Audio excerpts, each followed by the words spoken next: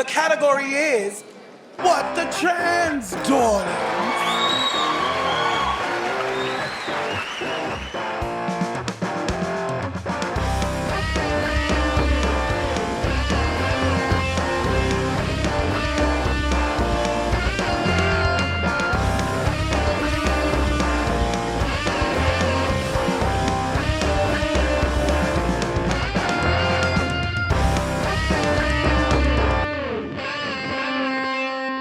Hello everyone, it's Ashleigh dropping in right at the start here to tell you that this episode was cobbled together out of 2 different recording sessions. We normally record everything in one go, but this time we had a technical fault creep in on the second half of the first recording session, so we've had to come back and do the whole thing again. Hopefully we've got a result. Thank you for listening and enjoy the show! Enjoy! Hello everyone and welcome to What the Trans. What the Trans? Yes indeed, that lovely hijinks blend of news and sarcasm that you've all come to know and tolerate. It's us, we're back. How are you? I'm doing lovely. It's a Tuesday. Oh, no, it's not a Tuesday night at all. It's Nope. Thursday, blimey. You can see how my week's been going along.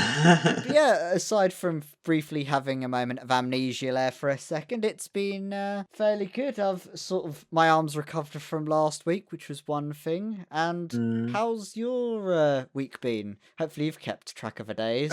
Yeah, just about. Well, I've had a fun couple of Wednesdays, because Wednesdays is game night. So we have some friends over and we play this, that and the other. So I recently GM'd a game of Blade Runner, for example. Harrison Ford joining? Sadly not.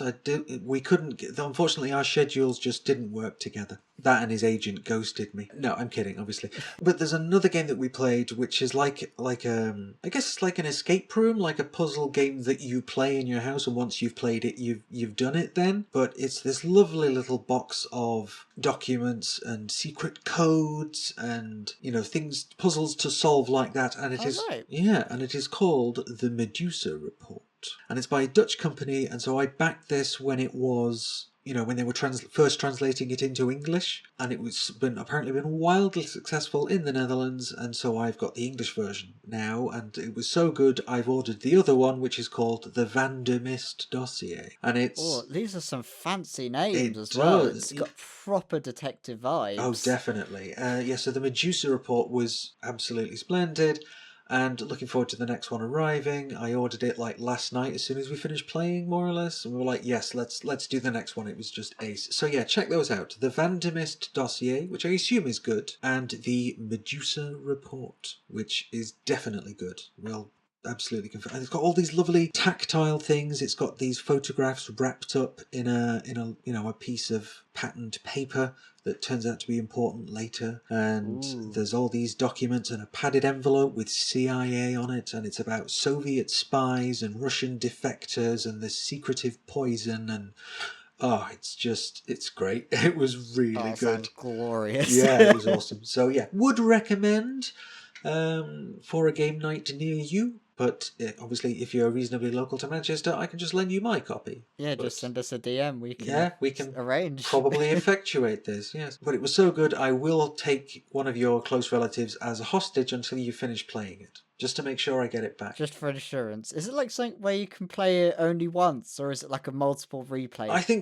I think the idea is you can really play it only once, but so there were 6 of us doing it, and when we first started playing it, 2 of the party had some edibles and they were just kind of completely out of it. So it really ended up being just the 4 of us, and really it was all, the 3 people that don't live in the house basically were just all over it, and the kind of glee with which they approach these puzzles. Oh, well, that must mean we have to do this, and it's just fantastic. But things are hidden, so you get all this stuff right at the beginning as soon as you open the box, but there's things hidden away in secret compartments and stuff. It's really nice. It's really nicely done. But I imagine if we give it a good few months and a couple of rounds of drinks, I'd probably be quite happy to have a crack at it again, because I'll have forgotten all of the really key parts. So maybe when we get next to the Manchester Trans Pride or something, when I make a trip up. Yes, indeed. That'll be fun. Look forward to it. But as much as I would love to talk about all the wonderful games that I've been playing lately, because Blade Runner is excellent as well. Oh yeah. Yes, tremendous fun. But let's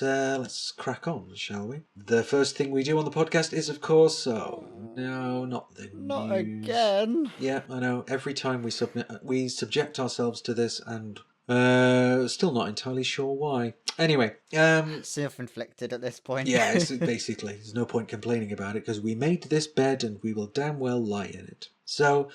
Now, I was actually pretty surprised by this first story when it first surfaced a few days ago, but then when I looked into it and was then thoroughly unsurprised all over again. And I promise I will explain why in a minute. Laura Pascal is a Labour candidate for a council by-election in the Cazenove ward in Hackney in Londonshire. She's due to stand in the election on January the 18th, which is the day that we are recording this. So by the time you hear this, that will have already taken place. But earlier on this week, she was suspended from the ballot due to accusations of transphobia, which is the part that surprised me, right? Labour actually doing something about the transphobia in their ranks. Now, the election is, as at time of recording, still taking place, but if Pascal had won the election while suspended, she would have had to take the seat as an independent councillor, unless the Labour investigation found her innocent. As reported by On London, a Labour source has reportedly confirmed that the candidate was administratively suspended, meaning a complaint has been made about her by another party member and a decision has been made to investigate it. Now, of course, we don't know the details of that complaint, but they might have a little bit to do with her very well-aired views about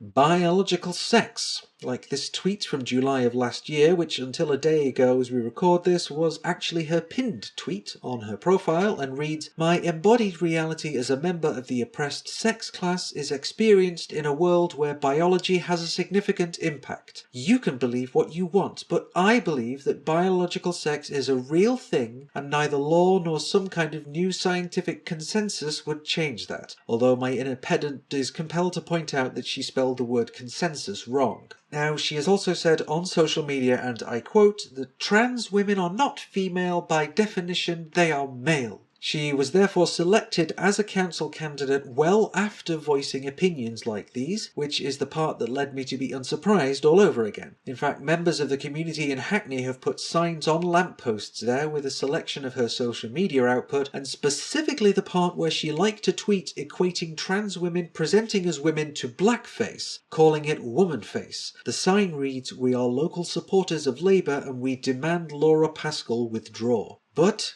at time of recording, as I said, the same day as the by-election, she is now back on the ballot. So presumably that complaint I mentioned either didn't go anywhere, or Labour have again gone for pragmatism over principle and decided that it didn't matter. She put out a cut-and-paste apology on social media and removed that pinned tweet I mentioned, but then she added to her bio on Twitter, or X, or Twix I guess, that she's unapologetic about her gender-critical views. So again, Labour showing the trans community that we can't trust them, I feel. So, yes, I guess you heard about all this. I heard about it over a few of this weekend, all the way through this week. So when the news first came out, I pinged someone I knew who was near enough to the campaign. They then told me last night, which was the night before she was unsuspended, that there was rumours that she was unsuspended, and then the rumours turned out to be true, which was thoroughly disappointing. We have approached Labour and Hackney Labour for a comment on the comments by Laura from today, but as of time of writing, they haven't come back to us. So we'll have to see what happens tomorrow. We'll let you know. They just haven't. It's possible that they've responded to us and we've put something on social media about it by the time you listen to this. I guess the main emotion that I felt with the story is like a complete lack of surprise, as you know, as I've mentioned, is that, well, of course that's what Labour have done, because it was more of a surprise that they suspended her in the first place than exactly being unsuspended again, as if by magic. And as we say, the details of the complaint and the rationale for unsuspending her again, we don't know that may or may not surface ever, but I'm hoping the Lib Dems get in, frankly. Or Green, I think they had a spot as well. And as of time of recording, Laura Pascal has lost. Woo! More to come in the next episode. Earlier on this week, on January the 14th, according to a journalist called Sienna Rogers, when Annalise Dodds was asked about gender at a conference, she had said, Labour had consistently been clear there needs to be provisions for single-sex spaces, quote, and then quote again, and the aim will be to remove real indignities for trans women while at the same time protecting those spaces for biological women, which... That's nice and clear, isn't it? So some people have sort of seen it as a little bit of a, oh, they've left trans people on the door again. Some people saying they didn't really say anything with what they said because they haven't abandoned the Gender Recognition Act, apparently, because they haven't said let's ban trans women from single-sex spaces. They're just keeping the provision that's currently in the Equality Act. There's some debate on that one, but I think I'm seeing what they mean by they haven't abandoned it, but they're keeping it very ambiguous and sitting on the fence post sounding. Yeah, it's just so equivocal, isn't it? You know, they say, oh, well, we have to balance this with this, and it's kind of like saying, oh, you know, we have to try and balance these people that want to murder every third person with these other people who say that we shouldn't do that, so maybe we'll have to just kill every sixth person.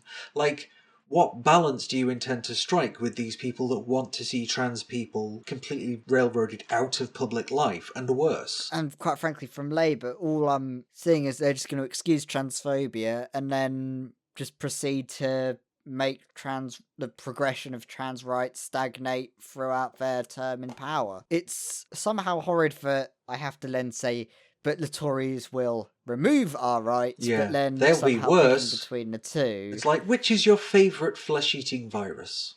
Anyway, we could bitch about this a lot, couldn't we? Let's move towards... Yeah, exactly. We can bitch about it all day, but there is some stuff people can do as well. There is. That will at least offset some of the hurt that Laura can do, which we're going to link in the pod a consultation to a plan for... an equality plan that the Hackney Council has been putting together. I've got a contact with someone who's been working on this, and I can vouch for them and basically say people should feel this out, let their thoughts be known on this, because I think it was like really good and such on treating trans people nicely, but if you contribute to this, it will make trans lives better despite what Laura Pascal wants. And from what I hear, aside from Laura, everyone else just shuts her down during the council meetings. We can but hope. So that's a consultation, is it? Yes, a consultation into their equality plan. Oh, into Labour's equality plan? No, into Hackney's. Hackney Council's I see. Okay, so equality plan. So it's nothing to do with Labour, but it's like life inside the council. So just let your feelings be known on Laura Pascal, particularly if you live in Hackney. But yeah, that was the first story of today. Yes. So far. And the next one along is the Scottish conversion therapy consultation. So here we go again. Scotland starts another consultation, but this time on their conversion therapy bill. Will England fuck it up again for them? We do not know. Proposed on the 9th of January, the Scottish Government submitted a proposal on a draft bill that recommended the banning of conversion therapy, which, according to them, is aiming to change or suppress a person's sexual orientation or gender identity. So let's see how that goes. On a more relieving note, gender affirming care isn't to be considered a form of conversion therapy. It's so stupid that we even have to look into that detail. Looking at the bill, it does go for an inclusive definition of saying a purpose or intention to change or suppress another individual's sexual orientation or gender identity, which is a relief. And it also says that an example of an act of conversion therapy would be controlling a person's appearance, like forcing you into changing your clothes or makeup in order to make someone not trans, quite unlike the recent education guidance. Yes, indeed. Yes.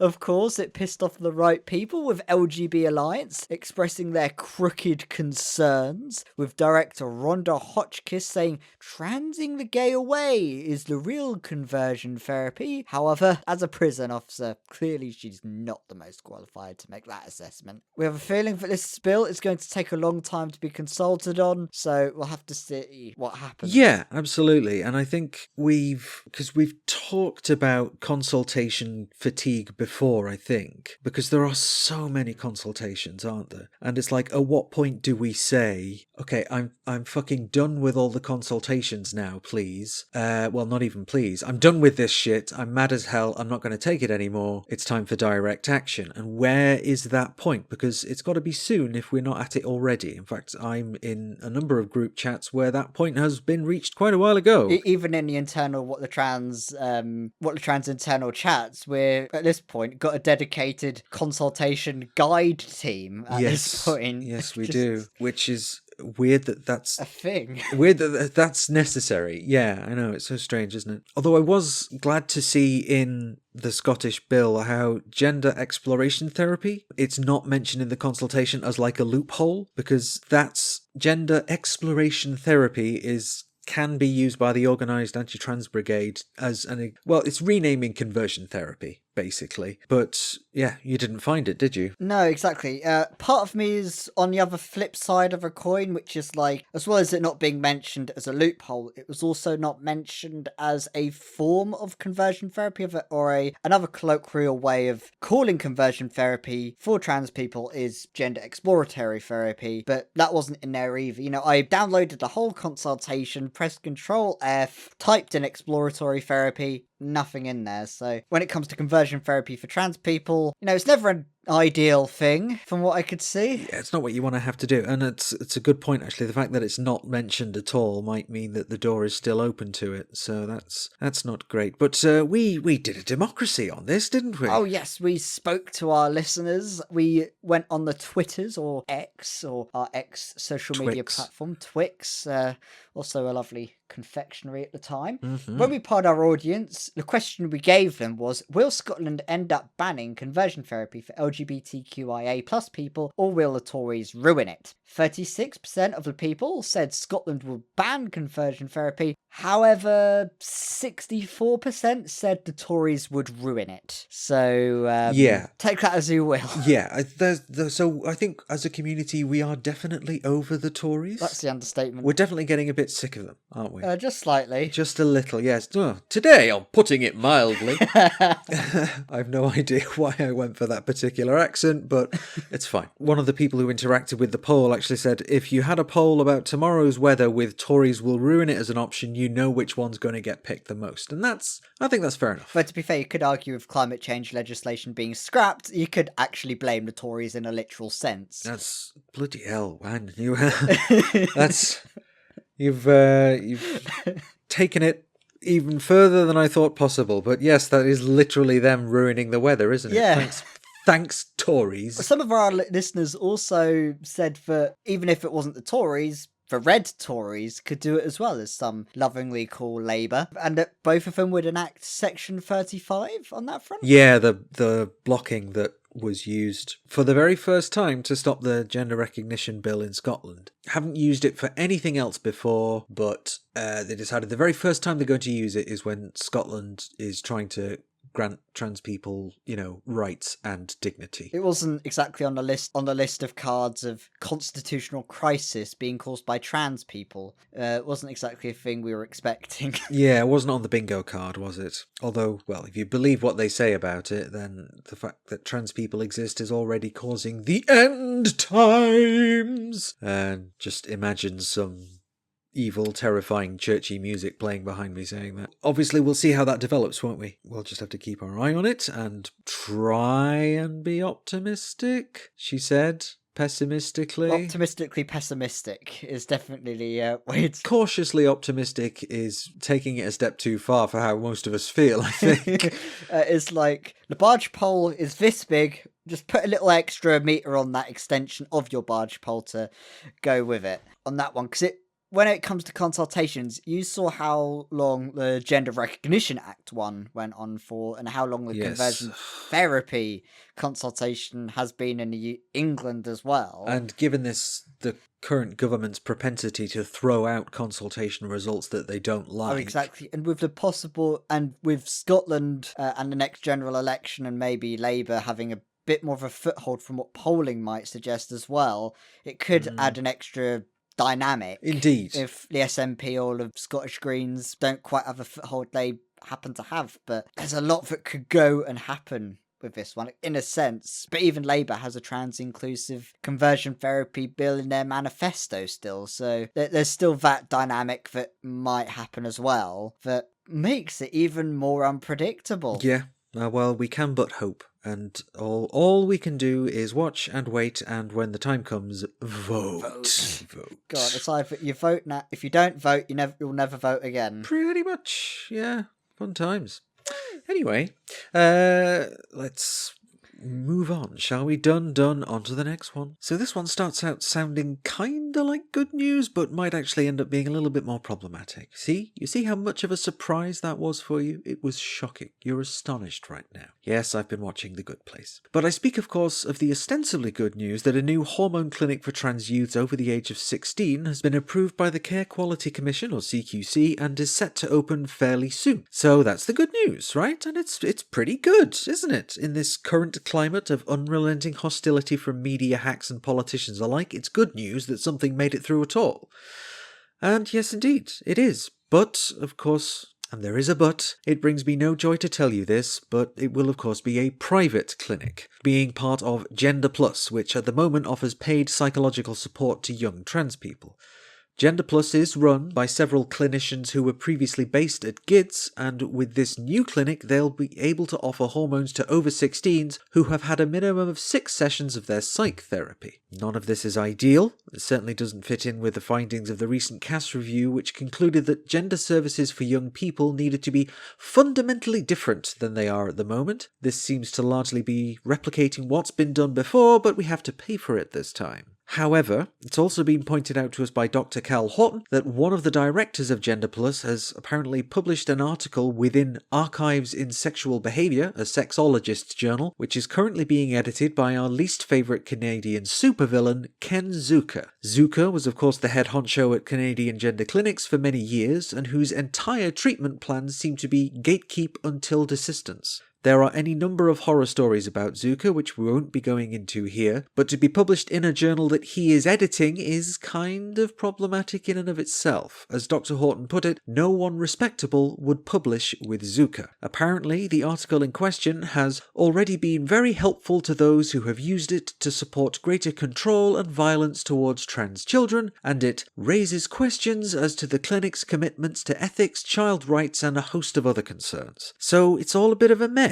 Really. Initially sounds like good news, but like a rampaging moopsie, what it looks like on the surface isn't what it actually is. And we will include an article by Dr. Horton in the description, which is a peer-reviewed critique of the article published by Zucker's journal. So, I take it you heard about this? Oh yeah, I think I spotted it on the BBC News, and when I heard the fact that one of the directors of the Gender Plus service is an advocate for conversion therapy, I was thinking, that's not ideal. That's really not ideal, yeah. When I did read into the Gender Plus service, I think there was some stuff about the fact that people who were originally working in the gender identity clinics left the gender identity clinics when there was a crisis of waiting lists where they needed more capacity, and the people who could provide that capacity, they decided, now we're not going to go to the gender identity service, we're going to work for a private clinic to get more money and grift off of it, to then line their own pockets instead of actually help trans people, but instead decide to make things worse and then benefit themselves in the process. So I'm not on the highest regards for these people, considering I just called them grifting doctors who made the situation worse, and then decides to work with people who want to force us through a conversion therapy. Yeah, it's not great, is it? Well, so the whole thing with Ken Zucker was just gatekeep, roadblock after roadblock after roadblock, until the person eventually gives up trying and stops trying to transition, right? That was the entire treatment plan. And there was a documentary, and I use that word in the loosest possible terms because it kind of wasn't. It was conversion therapy propaganda, essentially, where Dr. Zucker was presented as the reasonable alternative to those damn crazy crank trans activists who want to throw hormones to children from passing cars, kind of thing, you know? So he was made out to be the sensible person, and this documentary it had the whole argument from authority. Well, you have to listen to this man. He's a doctor. And it was horrendous. It was the most biased fucking shit I've ever seen on television. And this was BBC as well, which is why when they say, oh, well, we have to do balance, we have to say both sides. But the sides that they're drawing from, one of them is getting a much longer, more thorough shake than the other. It's like you're doing balance wrong, basically. You're essentially making a propaganda film for Ken Zucker, and that's that's really bad, actually. So much so that when that documentary came out in, I want to say 2016, that was when I was on, ages ago. That was when I was doing the television show that I did up here, and we did a whole special episode dedicated to rebutting it. So, yeah, fun times. Oh, exactly. I mean, I was just surprised because 2016, that's oh gosh, I'm just old. I was thinking, 2016 was quite recent. No, sorry, darling, it wasn't. Although it might have been 2017. I don't know. 16 or 17 is when I was doing That's Pride and television fun and games. Yeah, the Dr. Zucker sounds like a right bastard. Yeah, he's a dick. you know, and I'm going to use the technical medical terminology here. He's an arsehole. Yeah. So hopefully he fucks off from publishing that journal and dies in disgrace, but I don't find myself super optimistic for that outcome if people are still writing for that journal and kind of agreeing with him, because you can imagine, somebody that puts a lot of time and science and money and effort into doing a whole peer-reviewed host of research, which then comes out with a trans-positive result, which then that journal will not publish because Zucker is opposed to the idea of it, and it's, going to be, politically minded as much as it is scientifically minded, and that's not how we learn things. So Oh, definitely. And also, I think going back to the Gender Plus thing, it's also you're putting more trans healthcare behind a pay barrier, which yes, doesn't help in the slightest. And considering the doctors who were part of the original gender identity clinic jumped ship to go there, then means that in reality, this Gender Plus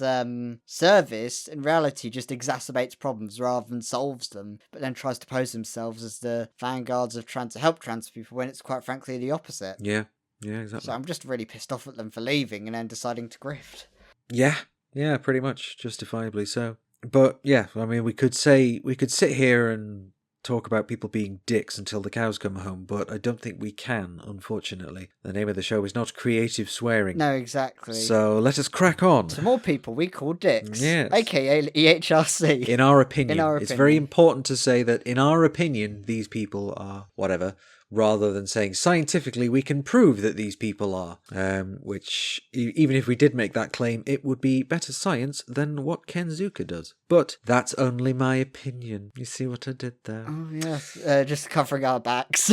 Yeah, gotta be done. But yeah, speaking of people who didn't cover the back of Marcial Boo, thanks to a tip-off we had received at What the Trans, we can now confirm that the previous chief executive of EHRC, Marcial Boo, has left the organisation, and with this, a new interim exec is taking the reins. Now, very little is known about this departure except scant rumours, except that he left in December. Now, it's probably best to dig into what these rumours are, but these are rumours and should not be taken at face value or to be the whole truth. But from what we hear, and by the way, this is rumours, so rumours, Marcial had left rather unhappily. The rumours were that Marcial launched the bullying investigation into Kishwa Faulkner, the one that was going to happen, then suspended, then didn't happen. But as I said, we know very little, and it may not even be it. However, we now need to look at who's now going to be taking over the reins from Marcial. So, the new chief exec is Kath Denham, a person who the EHRC had described as previously holding senior strategic roles in Public Health Scotland and being part of forming the Scottish National Action Plan on Human Rights.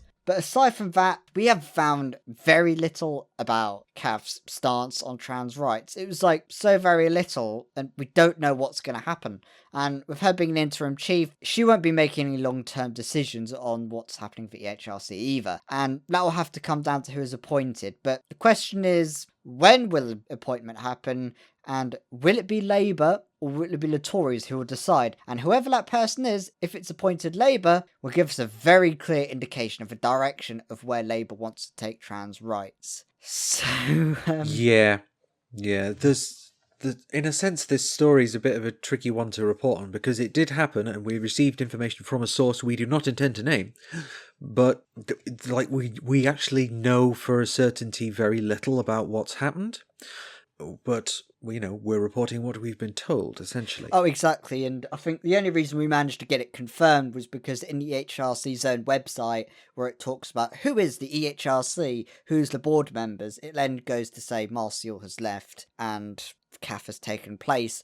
But if that wasn't there, it would have been doubtful otherwise. Since the EHRC has said it, but not really published it, that's how we managed to get a confirmation on that one. Yeah, that's the thing with the EHRC. It's supposed to be the Equality and Human Rights Commission, and now it's just not. As we have reported in several previous episodes, only quite recently. But the EHRC are, well, it's kind of stacked now, like the US Supreme Court. It's stacked with people that are opposed to trans rights. So I hope that Kath Denham is against that and is going to take it in a more progressive direction, and in terms of a conversion therapy ban and, you know, being able to enforce it and this and that and the other. But we shall see. I suppose with Kishwa Faulkner and all the other stuff, we will have to see. And as you said, we can't really see until whoever's in place is in place, like Labour or Tory, and whether Labour will have a progressive stance. I mean, when I spoke to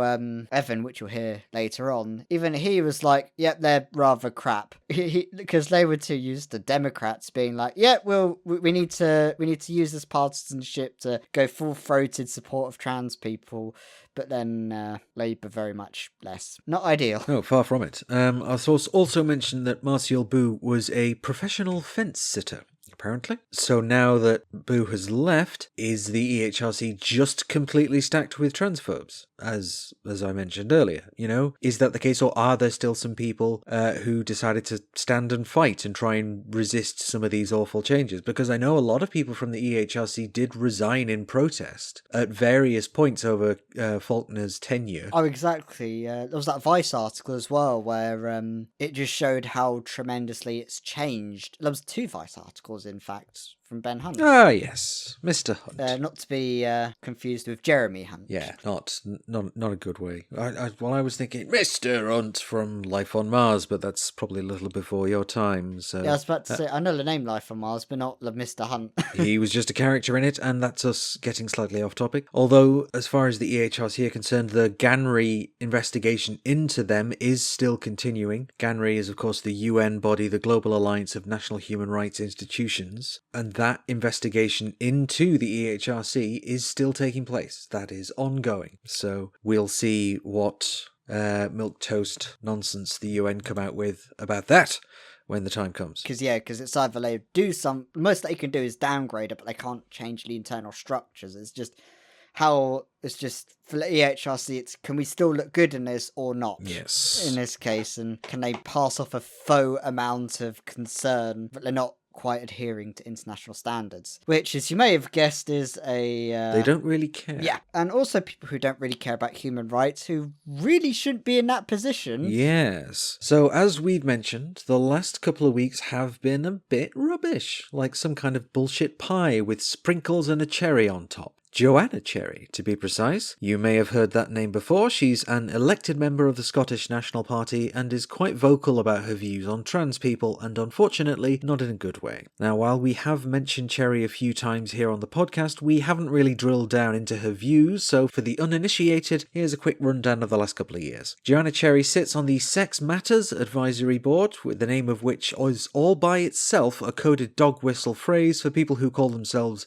gender critical. And actually, her profile page on the Sex Matters website ends with, when relegated to the backbenches for her gender-critical views, she resumed legal practice on a limited basis to defend other women unfairly discriminated against for their beliefs. She has repeatedly been accused, justifiably as far as we're concerned, of being transphobic. Indeed, a significant portion of her public profile is tied to her many pronouncements against the trans community, which are misguided at best and gleefully discriminatory at worst. In November 2021, Cherry suggested in a tweet that conversion therapy for trans people should remain legal. She said, "RE conversion therapy, which any right-thinking person should oppose, we must not make it a criminal offence for therapists to try and help patients with gender dysphoria to feel comfortable in their birth sex." By the time this story surfaced in 2021, she was well known for her views, but honestly, if we wanted to go back and catalogue every single anti-trans action she's taken or comment she's made, we'd be here all week. A little bit more recently, in May of 2023, she complained about being cancelled while talking to the Times Radio, and then again when speaking to the BBC Scotland and STV News, and was then defended in news newspaper columns, broadcast pieces, and by a selection of pundits, all of whom describe her as having been cancelled, totally missing the irony. This stemmed from the cancellation of a Cherry-centric event after staff members at the venue it was to be held at refused to work the event. Now, in another kind of person, having views so toxic that people would rather give up money than to listen to those views would cause, some level of self-reflection, perhaps, but not Cherry, who unflinchingly acts as if she is the wronged party. Now, in November of last year, she went so far as to urge the government to condemn violence and intimidation against women and conduct a rapid review into extreme trans rights activism and the alleged impact that it has on women's rights, including the rights of lesbians. Because, of course, rights are like pie. More for us means less for other people. Nom nom nom nom nom. Delicious rights. So why do I bring all of this up? Well, on the 11th of January, the UK Parliament's Joint Committee on Human Rights elected Cherry as their chairperson, which, as Alex has said earlier this week, is a little bit like electing a wolf to the Committee on Protecting Sheep. Yeah, so what did you make of this? Well, as I said I suppose in a way, when it comes to protecting sheep, this is a bad idea, to say the least. God. You're fired. All right, thank you. That was a lovely run, everyone. I'll see you in the next podcast. Not the next podcast. No, firing rescinded. I'm not doing this by myself. But yeah, it's not ideal, to say the least. Yeah. Next week, on putting it mildly. Yeah, so Joanna Cherry, not scientifically evil, but opinion-wise evil. Pretty bad, yeah. She's wanting to take away trans people's rights. She's wanting to force us to go through torture, which is conversion therapy. And basically, a person who wants to take people's rights away then gets a panel on where human rights are discussed. Yes. Now, this isn't the Women and Equalities Committee, because I got them mixed up at one point. No, it's an entirely different human rights-based committee. But it's the Joint Committee on Human Rights. So I think that means there's people from a different party there, basically. Well, I guess different parties. So there will be some Labour, some SNP, some Lib Dems, some Tories, if they can convince any of them to stop eating children and care about human rights for a minute. There might be some people who shut down some of the stuff she says, though being a chair is, like, you've seen what the Equality and Human Rights Commission is when their chair is in place, like Kishwa Faulkner, which can cause issues as well. In a way, if we see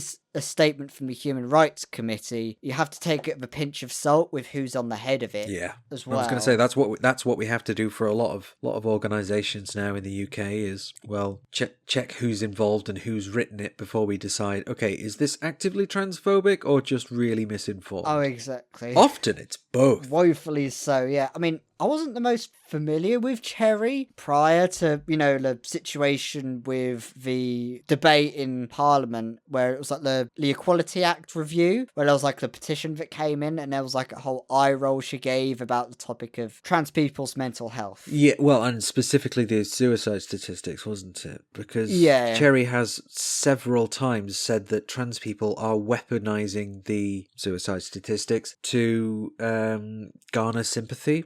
And that, any trans person that tries to use that as a, well, why don't you think about this? She just immediately kind of switches off. And yes, rolls her eyes derisively. Yeah, it's just, she's the shittest person to be put on a committee, save, it's as bad as electing Jacob Rees-Mogg or something called Sauron. Yeah. Jacob Rees-Mogg, or for someone who's slightly less evil, Sauron. Yes. Literally. Speaking of which, I suppose that brings us on to whenever we look at the US at the moment, you look at Florida and think, gosh, that's looking a bit like Mordor, in the best way I can segue to things. I'm not 100% sure that worked, because it was like, how on earth did you get America from Sauron?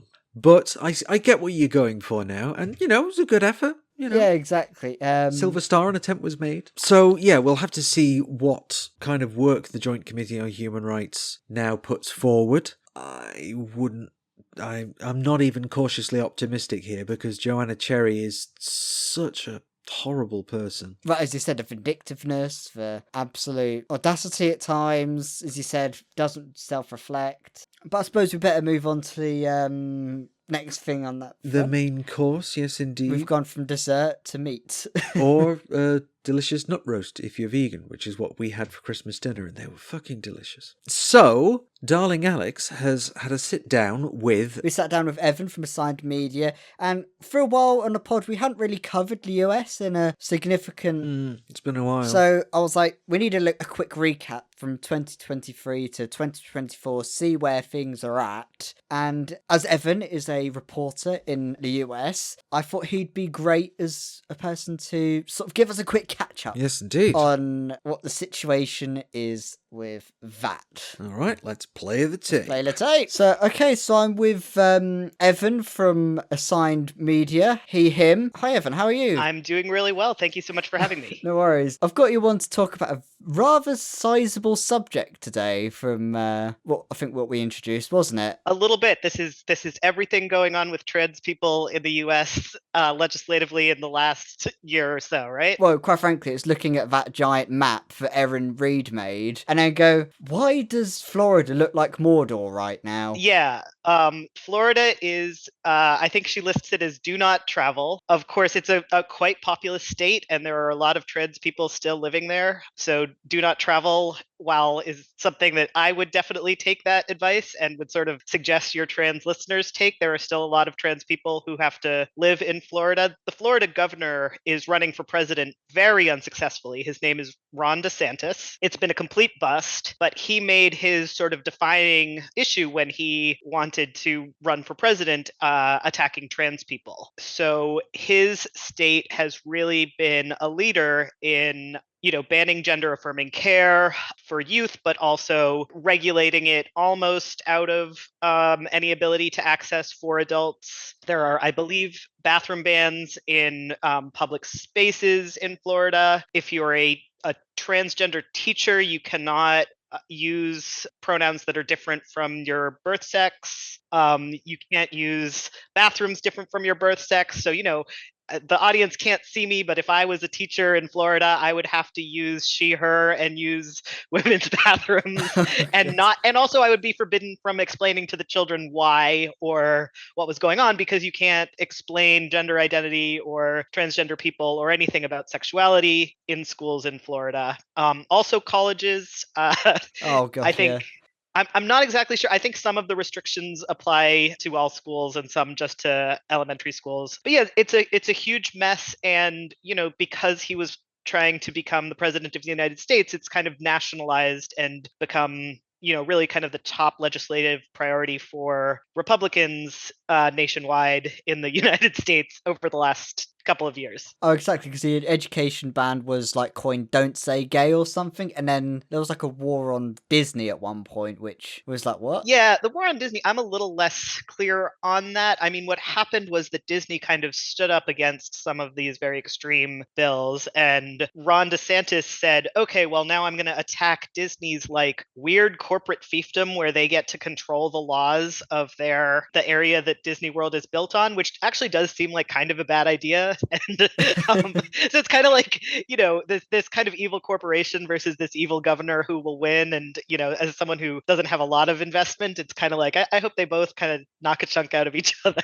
It was oh yeah, the people who give you the most money in the state, you're just going to try and kneecap them. Yeah, and then every time there seems to be a moral panic, as you mentioned, there's a lot of stuff like bathroom bans, education bans, gender recognition stuff. Was there much happening because there must have been a lot of stuff happening with the gender recognition stuff in there in the documentation. Yeah, so I believe that in Florida specifically, I'm not sure if you can update your documents. I know that in Kansas so let's zoom out a second. Of course. In the United States, we have 50 states. Each of them operate almost as if they're both a country and part of a federal thing.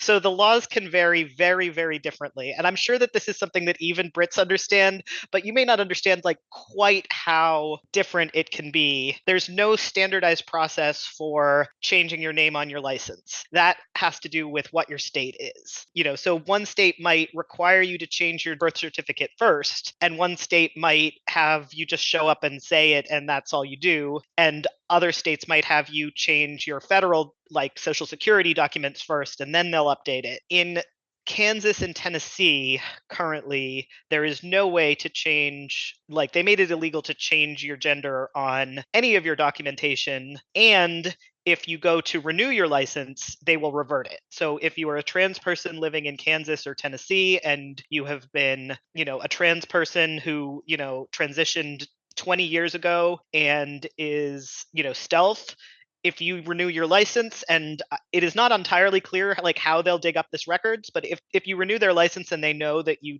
ever changed your gender marker, now you're going to have the wrong gender on your official ID that you have to use for everything. And I believe Florida is either in the process or has some kind of law about that as well. Yeah, that sounds about right on that front. Because, the states sound like it's not like if Yorkshire's spontaneously banned it. It's more like Scotland. It's much more like Wales. Scotland It's or like Wales. that, isn't it? Yeah. Florida's been the big standout one. But then sort of zooming out of Florida itself, this isn't just in Florida as well, as you mentioned. It's in Kansas, it's in Ohio and Tennessee, Texas, the full-on red state, which everyone thinks it is. Whenever there's a moral panic, it's always the panic on toilets, isn't it? That must be all over the country or something, right? Yeah, so where they originally started, and I know we're going to talk about this more later, so I kind of won't go into it, but they originally started with the panic over trans women in sports. And so we saw a lot of sports bans. And then they moved to gender affirming care for youth, which they have, which Republicans have really, constantly talk about as like genital surgery on like toddlers is like, like they're constantly exactly, taking it to the acting bloody as if extremes. cutting off the penises of 3-year-olds is like kind of how they represent it. And then, so then they talk about it as chemical castration, which is what they use as puberty blockers, and what kind of gives the impression to their audience that that these are permanent effects, that it has the same effect as castration. So I believe it's 23 states have banned gender affirming care for youth last year. So that's basically half. That is almost if I half. do my maths right. Yeah.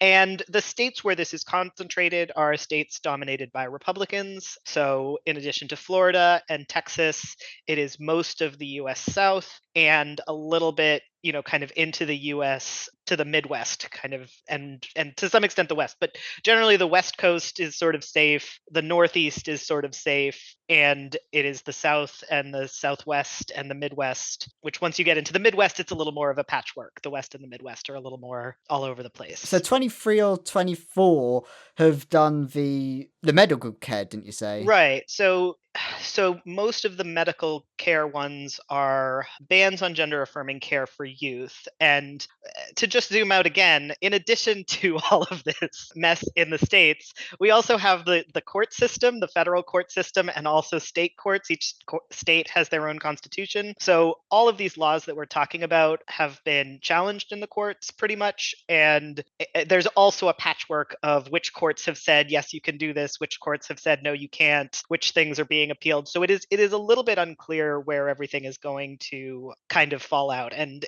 certainly the exact situation in every state is really complicated because it has to do with both the laws and the courts. Anyway, so in addition to the bans on gender affirming care for youth, there's also an attempt in Florida and other states to kind of regulate away and chip away at access to gender affirming care for adults. Oh yeah, that bit as well. Often through kind of a regulatory process. So in Florida, I think most adults are either, using the black market or driving to another state in order to get gender affirming care. And there are a few clinics, but you can't use a nurse practitioner. You have to use like an endocrinologist. And, most, trans people are poor and trans healthcare is not the best. So like most people's. Oh, exactly. Yeah. It's like driving up to Glasgow to get your medical care. Right. And it's different from.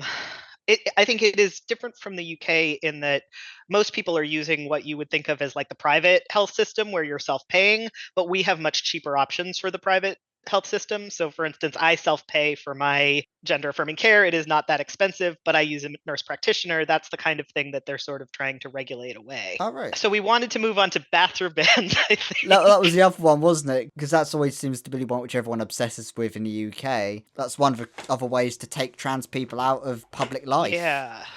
So that seems to be like a kind of a growth area for 2024. And we are going to have another presidential election, which I'm sure is inescapable, even inescapable knowledge, even in the UK.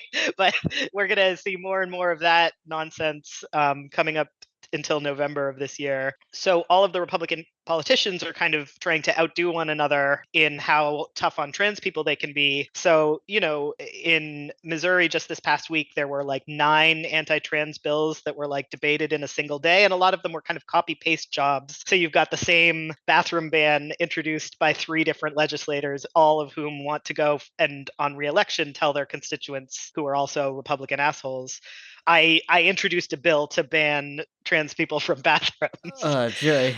So we have a lot of states introducing a lot of bans. Many of them are bans on trans people using bathrooms different from their sex assigned at birth on like public property, so like in government buildings, but this also includes airports, which is part of why there's that kind of like do not travel thing in Florida, because the Florida airports you can't use the bathroom if you're Yeah, blimey, yeah. like Utah, I believe, and some of the other states are starting to reintroduce these very wide ranging bathroom bans that would sort of ban even private businesses from not having, and like I think some of them are making it like a criminal, like a misdemeanor if you use a bathroom that's designated for the so that's kind of the growth area. It's more what we're seeing and what we're anticipating. It's again very uncertain what the courts are going to do. Like ultimately probably the United States Supreme Court is going to have to decide this, but that's probably a few years out, and so there's going to be sort of a patchwork of where the laws are allowed and where they're not, and again mostly concentrated in the southern US and the southwest, and going into somewhat the middle of the country. Oh, exactly, because when you come to the Supreme Court, that's its own precarious situation as well, from what I've seen. Yeah, the Supreme Court was radically reshaped by the presidency of Donald Trump. It is much more conservative than it was in my lifetime, and it had been kind of moving conservative for a long time. So it's kind of now, it's a little bit unclear. But after they overturned the right to choose to get an abortion, they kind of the court sort of indicated an interest in sort of getting really radical with the putting the thumb on the scales for Republican policies. So it's very unclear whether trans people have any constitutional rights, basically, because if the Supreme Court says we do, then we do, and if the Supreme Court says we don't, then we don't. So the sort of basic rights like the right to decide on your medical care with your doctor is very directly threatened by this decision to overturn Roe versus Wade, which kind of made it possible for states to ban abortion again. But other rights, such as the right to have books about gay people in a public library and have that not considered pornography, before my time, but in the US and probably in the UK as well, there was a time when any of that was considered pornography. You couldn't mention it in any way without it being Section 28 or stuff like that, yeah. Right.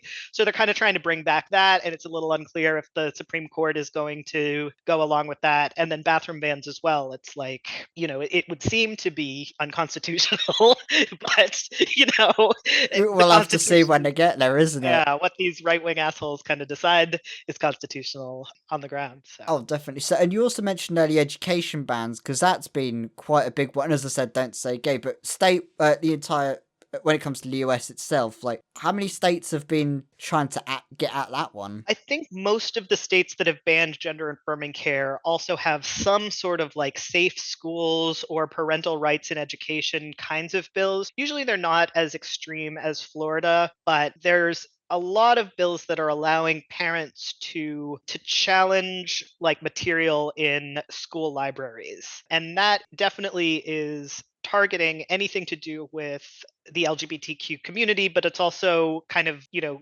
sliding into our obsession with race. It's also anything to do with histories of racism or the civil rights race movement. Theory, moral panic or something. Yeah, isn't it? these moral panics sort of overlap and reinforce each other. So a feedback loop. Yeah, a lot of these bans, these sort of bills in other states don't specifically mention the LGBTQ community. They just give parents the right to challenge books, and the books that are challenged turn out to be, surprise, surprise, books they disagree disagree with. Yeah. Books the conservative parents disagree with. Yeah, so it sounds like half of the states have had some kind of thing there from what I'm gathering. Some of them are a lot more mild than others, though. There's also a lot of like updating some of the like sex education criteria. There are not very many states, but I think Florida and 2 or 3 other states have they are having teachers in sex education. They have to teach that in addition to teaching abstinence only, so like no condoms, no anything like that, they have to teach that sex cannot be changed, and it's like there are only 2 genders. There's like this is now the official curriculum in, I would say, maybe 3 or 4 US states, but it's kind of a growth area. Yeah, it's absolutely mad. Going back to the medical care side of things, Zoe there was like a whole situation in Montana, I think it was, where there was a big debate about the medical care, and then one particular representative stood out there very specifically. Yeah, so I mean, I think now we're talking about sort of direct attempts to sort of censor transgender lawmakers. Zoe Zephyr is, I think, the case that you were talking about, where she sort of spoke out against one of these gender affirming care bans very passionately, and her mic was cut off and she was banned from speaking. I think she may even have been banned from entering the place where the legislators were eventually. There were, I think, a couple of Black legislators as well there was a very similar thing where they sort of expressed support for protests, and a pretext was sort of found to stop them from participating in the normal business of the legislature. And there has also been in Ohio, I think it was 3 or 4 transgender candidates where they found some sort of obscure law that wasn't on any of the official forms that said that you had to disclose any previous names in order to run for office. And so currently, I believe there's only one. Her name is Vanessa Joy. She is still banned from being on the ballot because she didn't somehow know that she was supposed to find some way to provide her dead name, even though none of the forms for office had any kind of, field for it. And she said, I don't want to do this, but of course I will. If it's the law, just, update the thing or whatever. And they're saying like, no, you're just disqualified. And it looks like they sort of tried to do that in other areas, but the pushback has seems like mostly succeeded. But that's kind of another sort of, I relate it to Zoe Zephyr because it just seems like there's sort of an effort to prevent trans people from serving in government or directly representing people in some of these states. Exactly, and then the complete opposite for the religious right in just forcing through their bans, essentially, because religious extremism sounds like it's taken a bit of a hold in making these bans come in place in a way. Yeah, the Christian right, I mean, has really kind of been on the ascendancy since I was born, so it's been a very long and sort of slow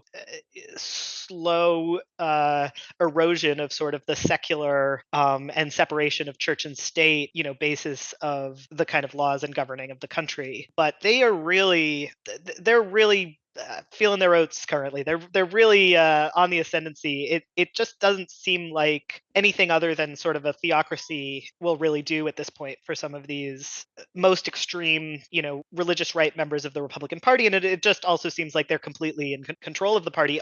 I was watching actually a hearing in South Carolina that was one of the last of these gender affirming care bans for youth that also banned public insurance Medicare from covering any kind of gender treatments for anyone up to the age of 26. So again, they're kind of slowly trying to chip away at adults as well. And one of these, religious conservative activists started threatening to primary every Republican who hadn't voted for making the ban on gender affirming care a felony. So there was an amendment that was like, well, let's make this a felony. And the Republicans voted it down. And then the religious right is saying, well, we're primarying everyone who. So there's this kind of arms race to make it more and more extreme that doesn't really seem like it has a logical endpoint. Oh, exactly, because it sounds like from the end point is when Donald Trump comes into power and Project 2025 then causes massive issues on that front, because that's the big looming thing over 2024 at the moment, isn't it? No, it's really interesting, I would say. So this is I'm gonna go a little bit in the let's not panic too much direction. For one thing, Donald Trump is a very unpopular figure, and as much as it does seem like he's going to be the nominee, I think there is a pretty good chance that he is not elected again. Now, I thought there was a pretty good chance he wouldn't be elected the first time, and he was. So, and Biden is not terribly popular. But that being said, I do think that if Ron DeSantis had had the success that he wanted in the Republican Party, then there would be no reason to expect that there would be any protection for transgender people in the entire country, because that was his signature issue, the thing that he,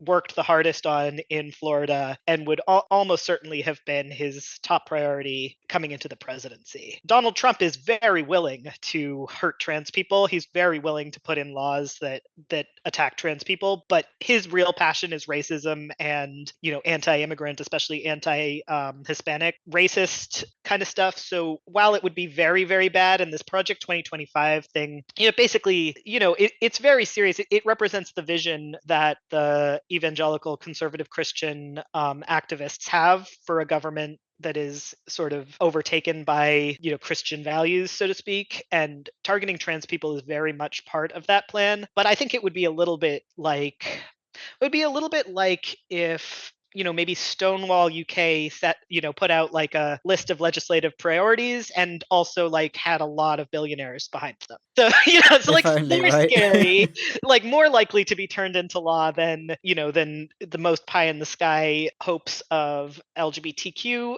activists, but not as likely as if it was the official GOP platform and it was very popular, I guess, is kind of where I would put it. Fair play. So I suppose that's for if the Republicans win. But I suppose before we get into the future of if Biden wins again, I suppose there's the question of what's the Democrats been doing to combat all this stuff that's been happening. So this isn't, in many ways, this is sort of the good news.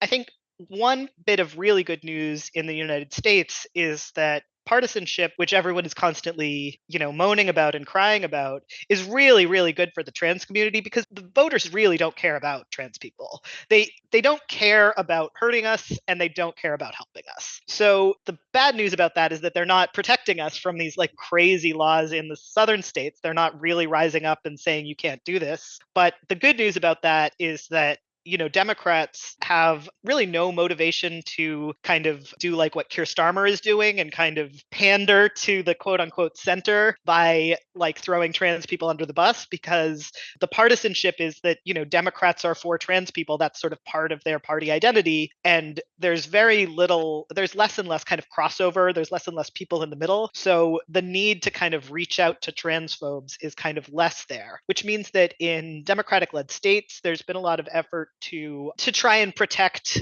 LGBT people.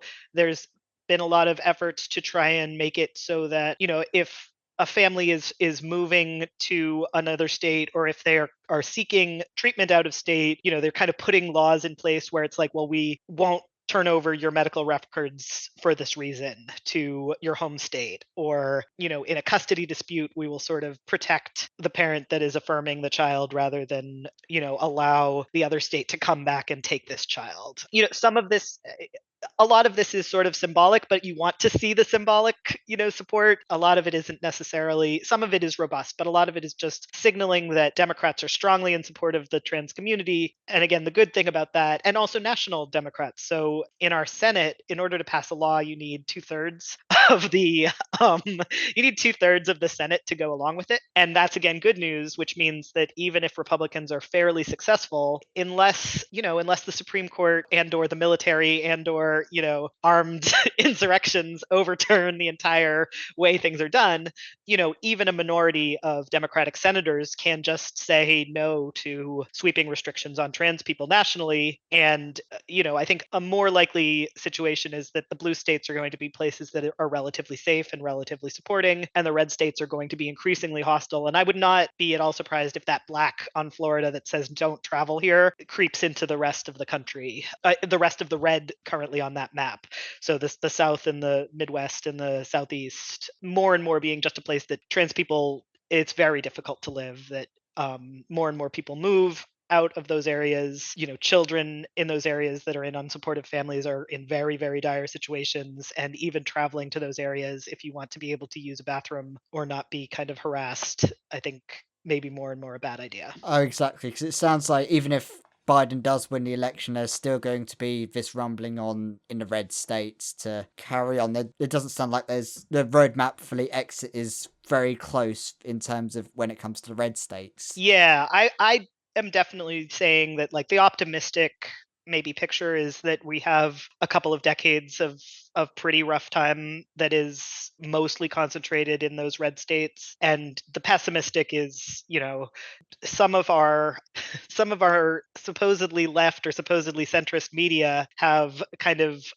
indicated sort of an appetite for, you know, compromised positions that are a little more like a Keir Starmer kind of thing. So I am very concerned that there could be some erosion, and my hope is that the partisanship and how angry everyone is at each other is going to kind of, and how upset frankly Americans are about abortion being banned. You know, they're furious about abortion being banned in a lot of the country. So I think there isn't a lot of appetite for compromising with some of these religious extremists, but you never know.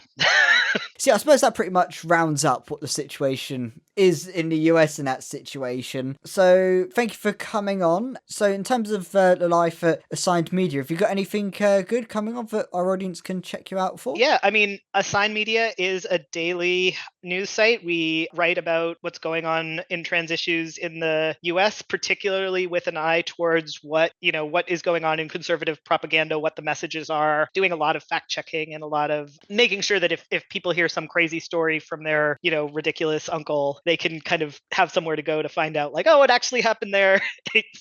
So that's assignedmedia.org. We also have, it's a little more niche, but the transdatalibrary.org is a sister site that has a lot more information about the people in anti-trans activism, including some of the UK figures. So we have like a SEGM and a Jen Specht and a Stella O'Malley kind of people. Sounds like the Trans Safety Network sort of thing. I love them. They're fantastic. So the Trans Data Library is very much a surface level, like a Wikipedia. Like I need to know what SEGM is, and I just need the basics or like the jumping off point. And then Trans Safety Network does a lot more deeper dives and has stuff that we, you know, try and link to and point people to when they want to know more. Yeah, and also it's great to get some trans mask reporting on the news as well, because you see a lot of screaming trans femmes like myself on here, and we need more of. It's always great to get your voice in on it and such. You know, I try to put it out there. I love to be in the company of screaming trans femmes. It's the best company to be in. Too true. Thank you very much for coming on. I'm looking forward. Well, we'll have to see how it goes, I suppose. Fingers crossed. Maybe it won't be so bad. But yeah, thank you very much. Awesome. So, we are back. Thank you so much to Alyx for going and getting that interview. That was pretty thorough, wasn't it? It was such a large topic to cover as a thing. Like, I was partially nervous going in thinking, gosh, we need to make sure we convey the information as best as we can. Well, as I said in the interview, cover everything, please. Yes. So I have to say thank you, Evan, for basically covering everything. I wish I could say that was a favourite part, but when it's all bad news, yeah, or trying to have some kind of like cherry on top to say, oh yes, but Democrats were trying to do their best, or like essentially saying this is going to be rumbling on even if the Democrats win the next election for another 10 years. It's kind of a bit of a dampener still, even if that's the case, and even we don't know how long this moral panic in the UK is going to go on for as well, if we were going to do some comparisons to that one. We didn't really cover it too much in the US in the interview, but it was sort of like when we talk about discourse in America, there's always talk about how the UK gave the Americans the moral panic, or how the Americans gave us the moral panic, but then in a way it's sort of a big feedback loop I found, rather than a specific origin, as was always there. Well, nevertheless, good work. I'm super proud of you, darling. Ah, thank you, darling. I've no idea where that accent came from. It was a good southern sort of thing, that one. Yeah. It was that episode of Futurama where they go to the south of America, as in the start of the US, where Texas is absolutely massive and has taken over so much of the city, and the 2 or 3 main characters from Tokyo Godfathers were there, and it was all very weird. I was like, I thought you were going to say it's going to be like they went to Space Texas or something. Space Texas. But yeah, I think the topic of America, so much happens there so quickly. We look at it in the pod, we're like, no, we're never going to be able to cover this, but we'll have to, if anyone ever wants to do a podcast, it seems like there's a bit of a gap in the market on that one. Anywho's, I think that pretty much covers it. So if you want to check us out on our social medias or anything like that, you can find us on our website. We'll have some incredible links to some stuff. You can find us on Twitter. You can find us on Threads. You can find us on Facebook, Patreon. We're trying to do some stuff on there. But aside from that, yeah, thank you all for listening and goodbye. This episode was written and produced by Ashleigh Talbot and Alex Bedwell and edited by Ben Swithin. And we have to say thank you to our Patreon producers, Jay Hoskins, Trowan, Ashleigh, Matty B, Squidzina, Setcab, Jane, Roberto de Prunk, Rose Absolute, Sarah, Catherine Halkett, Cena, Kiki T, Derek, Sky Collane, Eric Whitman, B, Jude, Monsieur Squirrel, I love saying that, Fergus Evans, Anubis a Jackal, Kamina, Brandon Craig, Break the System, Sean Phillips, Heidi Reardon, Ezra, Sophia the Sixth, Lentil, Philippa Teprog, Alethea Aurora, Sadie Chagal, Clara Volume, Amelia, Corvina Ravenheart, the trans metal DJ from Twitch and VR chat, will play Saint Lucifer for props. Fantastic. Tabitha Joe Cox, aka Candy, Fiona McDonald, Torikuso H, Murgatroyd, Ontologically Unjust, Stella, Cindergosa, Rebecca Prentice, Crazy Richard, Dan Oblivion, Florence Stanley, Helen. Chrissy Jarvis, Finally, the year is over. Hopefully we won't have to deal with another one anytime soon. Nick Ross, Alice Chalkley, Melody Nix, Fiona Punchard, John, Nick Duffy, CB Bailey, Gordon Camp, Ted Delphos, Wen Riveron, Vic Parsons, Tila Wan, Patreon user, Vic Kelly, Catherine, Sabrina McVeigh, Kasha Sedan, Melissa Brooks, Ian Coomber, Karakan 12, April Heller, Sophie Lewis, Alexandra Lilly, Claire Scott, Ariadne Pena, Laura Anians, Bernard's Pink Jelly Bean, Lanus. and Chris Hubley. Thank you to you all. Thank you.